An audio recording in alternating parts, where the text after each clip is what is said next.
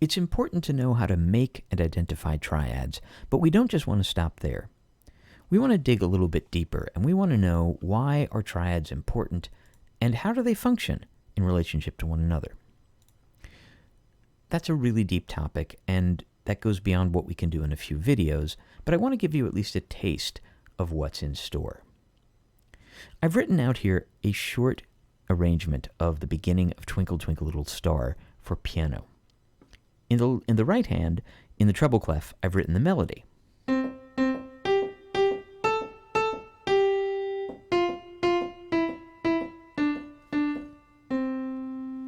In the left hand, I've chosen three chords, three of the triads that we've just learned, to harmonize that melody or to accompany that melody. The first triad that I've chosen is the one chord, and you can see the one chord here in measure 1. And the one chord is C, E, G. The second chord I've chosen is the 5 chord, and you can first see the 5 chord here in measure 5. And the 5 chord is G, B, D.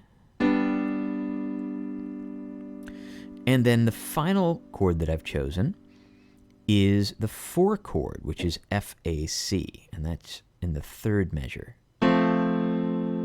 Although I've written the 4 chord in 2nd inversion, so the 5th of the chord, the C, is on the bottom, followed by the F and the A. As I play through this, see if you can figure out why I decided to write this 4 chord in 2nd inversion. So let me play this piece in its entirety now, the left hand and the right hand.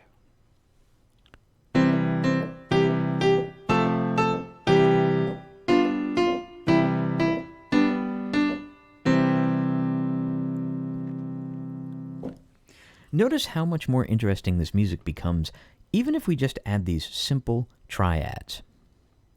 Now, you'll remember we used this melody of Twinkle Twinkle Little Star when we were talking about scale degrees.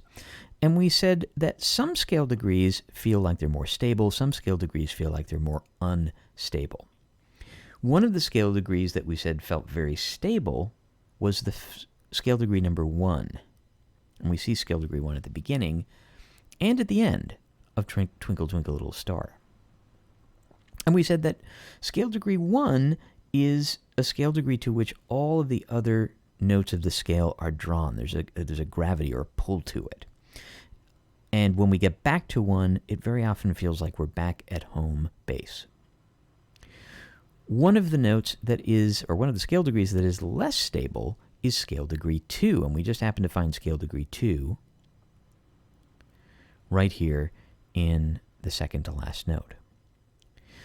You may remember we tried a demonstration where I cut the melody a bit short. I ended on scale degree 2 in the 7th measure.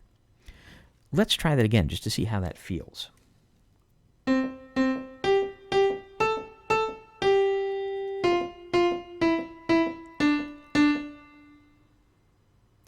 You can hear how unfinished that sounds. And it doesn't sound finished until we get back to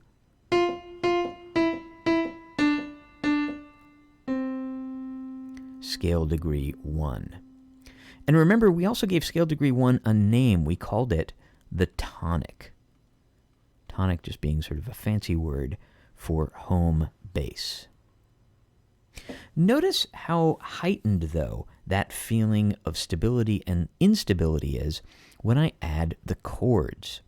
And let me do the same demonstration, cutting this melody short at measure 7, but now with the harmonies.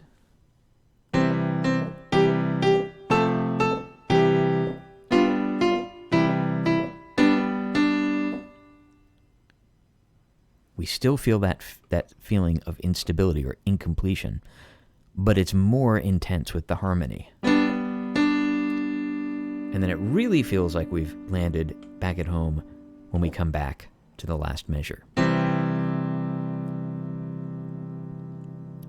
In fact, if I play the left hand, if I play those triads all by themselves, without the melody, you'll still feel that sense of tension and release, or stability and instability, just from the harmonies themselves.